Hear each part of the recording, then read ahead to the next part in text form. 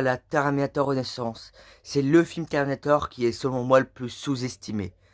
Et pourquoi? Parce qu'il a quand même apporté un grand vent de fraîcheur en faisant quelque chose qui n'avait jamais été vraiment exploité pendant tout un film dans la saga Terminator. Il avait même une histoire extrêmement intéressante. Le film Terminator n'avait jamais été aussi sérieux. Et en plus, le film était plus sombre. Et le faire se passer pendant la guerre des humains contre les machines, c'est quand même vachement intelligent parce que à ce moment-là, Terminator, ça faisait 24 ans que ça existait. Ils avaient jamais pensé à faire tout un film sur ça. Parce que à la base, c'était que des petites scènes dans Terminator 1, 2 et 3. Et en plus, on a un scénario excellent, des acteurs excellents, surtout Christian Bale. Et justement, Christian Bale est ma deuxième version préférée de John Connor, derrière celle de Terminator 2. Sam Worthington joue plutôt bien avec son personnage de Marcus. Et j'aime bien la révélation faite sur le personnage, sur le fait que ce soit un hybride Terminator. Anton Yelchin joue plutôt, même extrêmement bien, en Kyle Reese, même si je trouve qu'il y a beaucoup trop de différences entre lui et l'acteur du premier.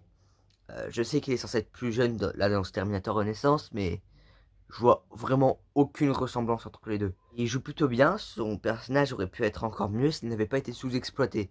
Parce que vraiment, il apparaît que très très peu dans le film. Le réalisateur a vraiment géré sur le film, parce qu'il y a une petite particularité dans le film qui fait que c'est un des meilleurs Terminator, pour moi le troisième meilleur.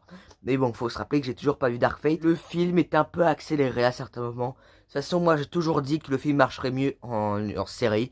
Genre une série de 10 épisodes, chacun des épisodes de 1 heure. Ça serait mieux qu'un seul film de 1h50 quoi.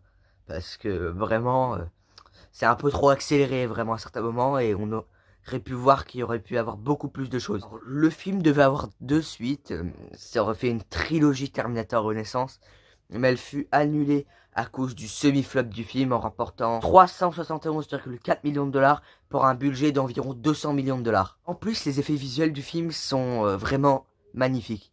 Je vise principalement la scène avec Schwarzenegger. Parce que je sais pas si vous le saviez, mais il n'y a même pas Schwarzenegger. Il n'était pas libre pour tourner sa scène. Alors on a pris un remplaçant, et avec des effets visuels, on a réussi à ils ont réussi à coller la tête de Schwarzenegger. C'est quelque chose qui est fait assez souvent au cinéma, mais il faut savoir que le film a déjà 12 ans. Ce film-là a 12 ans. Donc voilà, pour moi, le film est excellent. Du coup, j'espère que cette vidéo vous a plu. Si oui, n'hésitez pas à mettre un like, à vous abonner, à partager, à commenter et à activer la cloche. On se retrouve très bientôt pour prochaine rétrospective Terminator, la semaine prochaine, et peut-être d'autres vidéos pendant ces une semaine, hein, on verra. Allez, bye.